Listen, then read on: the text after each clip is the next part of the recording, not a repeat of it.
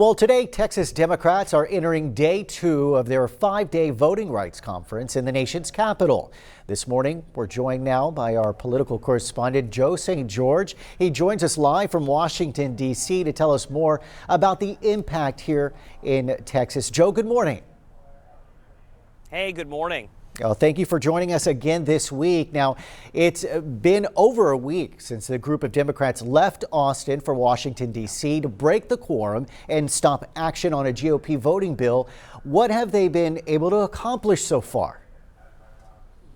Well, I think their visit, their time here has really continued to shine light on how there are progressives in Texas and elsewhere around the country who really want Congress to step up and pass some national election law reforms.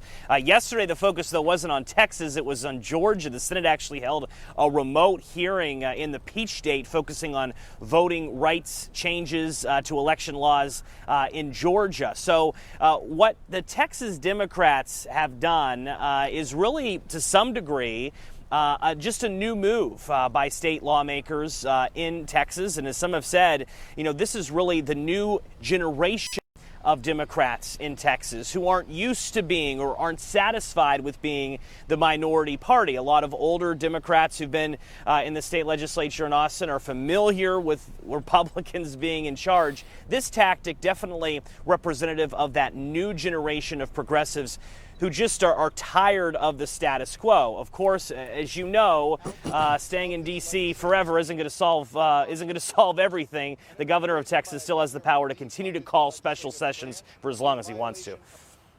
He has said that he will call another special session after special session. How long could that last? Really, the patience of taxpayers may grow thin as well.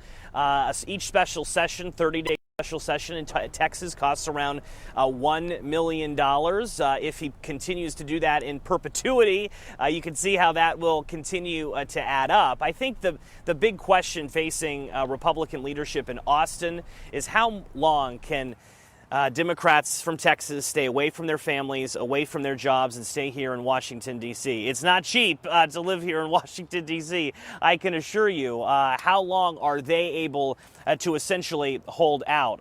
But again, Congress, they're used to people coming here and wanting change from other parts of the country.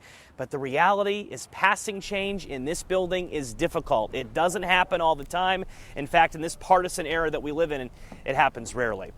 Now, we talked about the monetary costs that the walkout has caused. What are the costs to politics across Texas that this is having or has already had? Well, that's going to be a question that we will probably not know the answer to until the midterm elections in November of 2022. Are those independent suburban voters in Harris County, Texas, for instance, in the Houston area, are they looking at this and saying, this is just politics, I don't like it, they need to come back to Texas and do their jobs? Or do they get rewarded for taking these extraordinary measures and leaving the state to come here?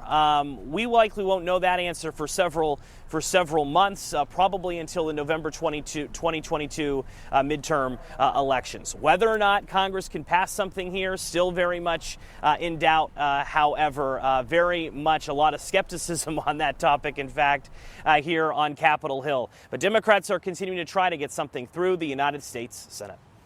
All right. Washington correspondent Joe St. George, thank you for joining us again, sir.